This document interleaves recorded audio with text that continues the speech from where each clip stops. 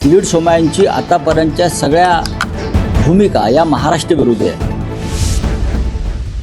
तर संपूर्ण मुंबईत आश्चर्य व्यक्त होत आहे की जे किरीट सोमय्या, जे उद्धव ठाकरेंचे, संजय राऊतांचे, शिवसेना उभाटाचे कट्टर विरोधक, महाराष्ट्राचे कट्टर विरोधक टीकाकार म्हणून बघितले जातात. किरीट सोमय्या हे महाराष्ट्राचे कट्टर विरोधक. किरीट सोमय्या यांच्या समोर शिवसेने उभाटानं उमेदवार दिलेला नाही.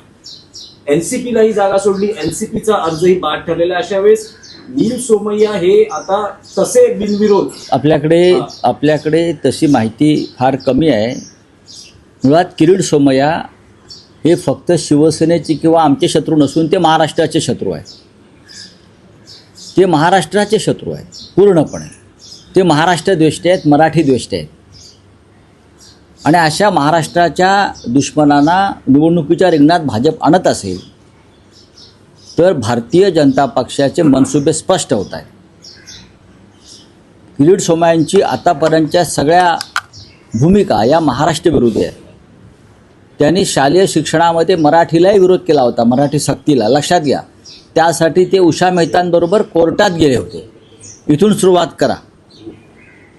महाराष्ट्रातले अनेक मराठी उद्योजक, मराठी राजकारणी यांच्या विरोधात त्याने अमित शहांच्या सांगण्यावरून मोहीम उघडली. त्यातून आम्ही बाहेर पडलो सगळे. आणि भारतीय जनता पक्षाचे सगळे भ्रष्टाचारी गेल्यावरती किरीट सोमय्याचं तोंड शिवलं गेलं.